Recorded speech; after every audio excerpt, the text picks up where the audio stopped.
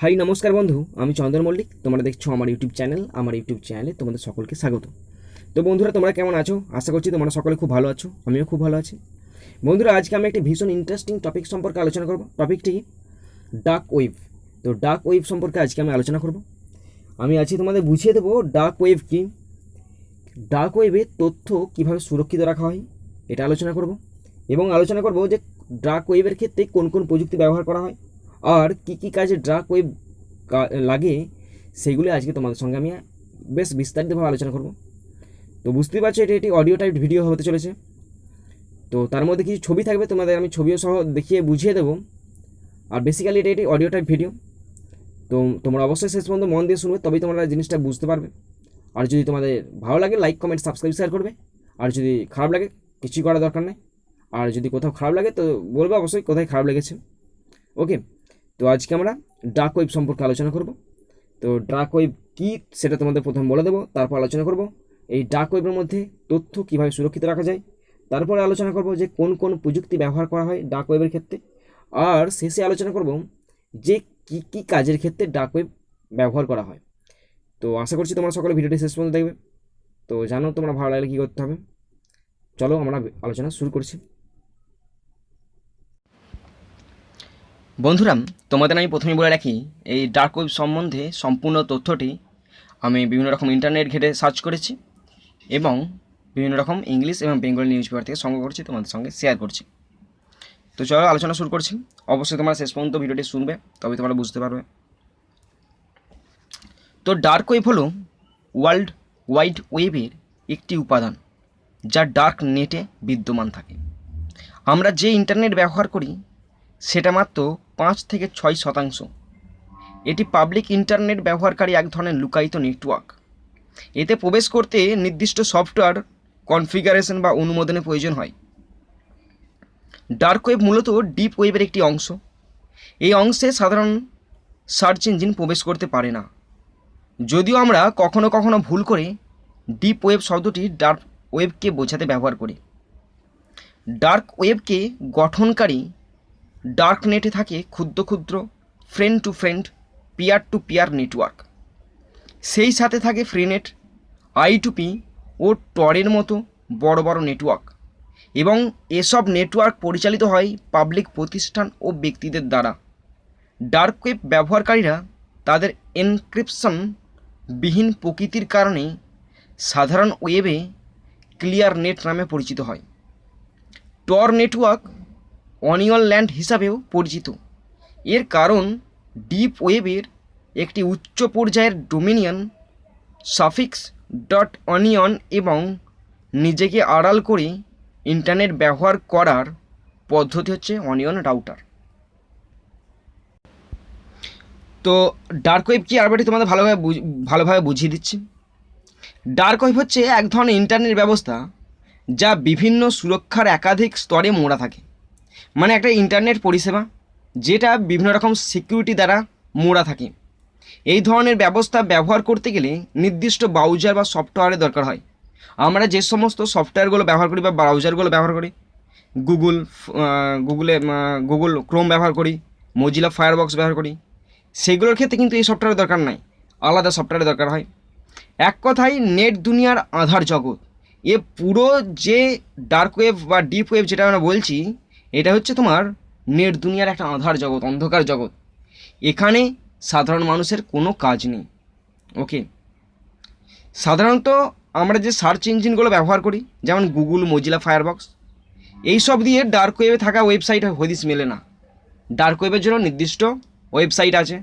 ওকে, আমরা যে সমস্ত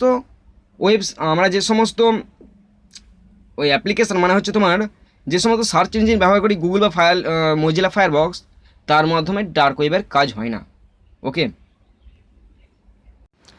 বন্ধুরা, এবার আমরা আলোচনা করব যে ডার্ক ওয়েবের মধ্যে কীভাবে কোনো তথ্যকে সুরক্ষিত রাখা যায়। তো এই ডার্ক ওয়েবে এনক্রিপশন বা গাণিতিক উপায়ে সাংকেতিক পদ্ধতিতে তথ্যকে মুড়ে রাখা হয়, একদম পরিপাটিভাবে একদম সুরক্ষিত রাখা হয়। গাণিতিক উপায়ে সাংকেতিক পদ্ধতিতে কোনো তথ্যকে একদম সিকিউরিটি করা হয়, ফলে খুব সহজে সেই তথ্য নির্দিষ্ট ব্যক্তির বাইরে কেউ দেখতে পাবে না। মানে শুধুমাত্র যাকে পাঠানো হচ্ছে সেই দেখতে পাবে, আদার্স কোনো থার্ড পার্টি কোনো রকম ট্রেস করতে পারবে না। এটা হচ্ছে ডার্ক ওয়েবের একটা বিশেষ বৈশিষ্ট্য।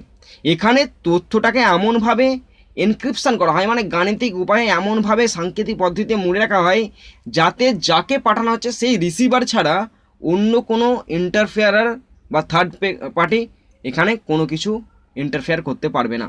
ওকে, তো বন্ধুরা এবার আমি আলোচনা করব যে ডার্ক ওয়েবের ক্ষেত্রে কোন কোন প্রযুক্তি ব্যবহার করা হয়। এখানে দুটো প্রযুক্তি ব্যবহার করা হয়, একটি হচ্ছে টর ব্রাউজার আর অন্যটা হচ্ছে অনিয়ন রাউটিং। তো টর ব্রাউজারটা কি? টর ব্রাউজারটা হচ্ছে দ্য অনিয়ন রাউটার, মানে এমন একটি সফটওয়্যার যার মাধ্যমে ব্যবহারকারী নিজের পরিচয় আড়াল করে রাখতে পারে এবং সে পরিচয় আড়াল করে তথ্য আদান প্রদান করতে পারে। তো টর ব্রাউজারের মাধ্যমে কোনো একজন ব্যক্তি তার নিজের অরিজিনাল আইডেন্টিটি লুকিয়ে তথ্য আদান প্রদান সুরক্ষিতভাবে করতে পারে। আর অনিয়ন রাউটিংটা কি? অনিয়ন রাউটিং হচ্ছে একটি সাংকেতিক সুরক্ষামূলক, যার মাধ্যমে প্রেরক এক প্রান্ত থেকে সরাসরি গ্রাহকের কাছে পৌঁছে না গিয়ে যে বার্তাটা প্রেরক পাঠাচ্ছে সেটা পৌঁছে না গিয়ে বিভিন্ন প্রান্তে ঘুরে ঘুরে যায়। তার ফলে একবার সুরক্ষা কবচ ভাঙলেও গ্রাহকের হদিশ সহজে মেলে না, শুধু পরের গন্তব্য জানা যায়। আর সেটি থেকে আবার যদি সুরক্ষা বলয় ভেদ করতে পারা যায় তবে আরেকটি গন্তব্য জানা যায়।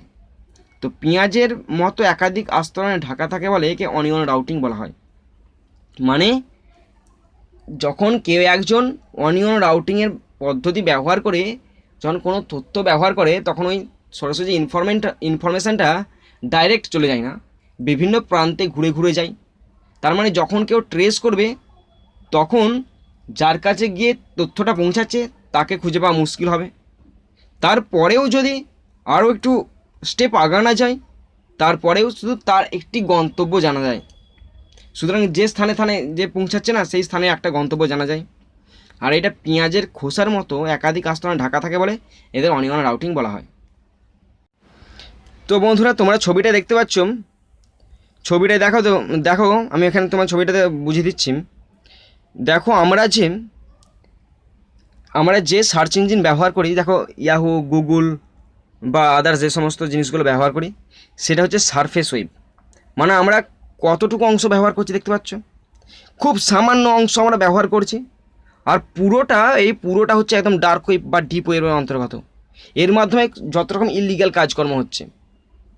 দেখো বলে দিয়ে 4% হচ্ছে তোমার সারফেস ওয়েব যেটা আমরা ইউজ করি, আর এই 96% হচ্ছে ডার্ক ওয়েবের অন্তর্গত। দেখো ডিপ ওয়েবের মধ্যে কী কী কাজ হচ্ছে, একাডেমিক ডাটাবেসেস হচ্ছে, আর বিভিন্ন রকম কাজকর্ম, যত রকম ইললিগাল কাজকর্ম হয় সমস্ত ডিপ অথবা ডার্ক ওয়েবের মাধ্যমে হয়ে থাকে। ওকে বন্ধুরা, এবার আমি ব্যবহার করব যে ডার্ক ওয়েব কী কী ক্ষেত্রে কাজে লাগে, কী কী ক্ষেত্রে ডার্ক ওয়েবকে কাজে লাগানো হয়। দেখো কী আছে, প্রথম বলা যেতে পারে সন্ত্রাসবাদ প্রচারে ডার্ক ওয়েব কাজে লাগে। তারপরে বেআইনি আর্থিক লেনদেনের সময় কাজে লাগে, মাদক বা অস্ত্র কারবারে কাজে লাগে, বেআইনি পর্নোগ্রাফি ভিডিও বিক্রিতে কাজে লাগে, আর নেট জালিয়াতির ক্ষেত্রে ডার্ক ওয়েব কাজে লাগে। মানে যত রকম ইললিগ্যাল কাজকর্ম হয় সমস্ত কিছু ডার্ক ওয়েবের মাধ্যমে ঘটে থাকে। ওকে বন্ধুরা, আমি তোমাদের এখানে দেখিয়ে দেবো যে ডার্ক ওয়েবের মাধ্যমে কোন বছর কী কী কাজকর্ম বেশি হয়েছে। ওকে, তো এখানে দেখো কি আছে, জানুয়ারি 2015 ওয়েব নির্ভর লুকায়িত সেবাসমূহ। তো বিভাগ দেওয়া আছে, শতকরা হার দেওয়া আছে। গ্যাম্বলিং হয়েছে 0.4, বন্ধু হয়েছে 1.4, চ্যাট হয়েছে 2.2। ওকে, তারপরে দেখো নির্যাতন হয়েছে 2.2, বই হয়েছে 2.5, ডিরেক্টরি 2.5, ব্লগ 2.75, পর্ন হয়েছে 2.75, সেবা হয়েছে 3.5, সেবা 3.5, হ্যাকিং 4.25, সার্চ 4.25, নামহীনতা হয়েছে 4.5, ফোরাম হয়েছে 4.75 হয়েছে, নকল 5.2 হয়েছে, ফাঁস হয়ে গেছে 5.2, উইকি হয়েছে 5.2, মেইল হয়েছে 5.7, আর বিটকয়েন হয়েছে 6.2, প্রতারণা 9, মার্কেটে 9, মাদকে 15.4। এটা ছিল তো 2015 সালের কেস, এটা 2015 সালের কেস ছিল জানুয়ারির। এবার দেখো, এবার আছে 2016 সালের কেস আছে, 2016 সাল ফেব্রুয়ারি মাসের কেস আছে। তো 2016 সালের ফেব্রুয়ারি মাস, ওয়েব নির্ভর লুকায়িত সেবাসমূহ, বিভাগ শতকরা হার।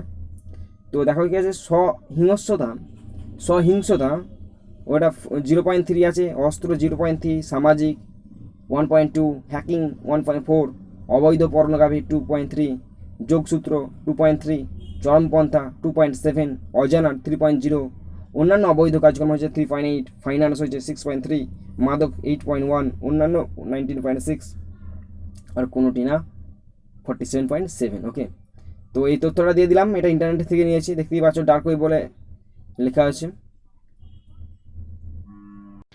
তো বন্ধুরা, আশা করি তোমরা শেষ পর্যন্ত শুনলেন, হয়তো কিছুটা হলেও ডার্ক ওয়েব সম্বন্ধে তোমাদের ধারণাটা স্বচ্ছ হয়েছে। তো আমি এই ধরনের ভিডিও আপলোড করতেই থাকবো। যদি তোমাদের ভালো লাগে লাইক, কমেন্ট, সাবস্ক্রাইব, শেয়ার করবে, নিজের বন্ধুদের সঙ্গে শেয়ার করবে, আর যদি কোথাও ফল্ট হয় অবশ্যই কমেন্ট বক্সে কমেন্ট করবে। তো এখানে আমি ভিডিওটি শেষ করছি। সুন্দর থাকবে, সুস্থ থাকবে, টেক কেয়ার, থ্যাংক ইউ, জয় হিন্দ, বন্দে মাতরম।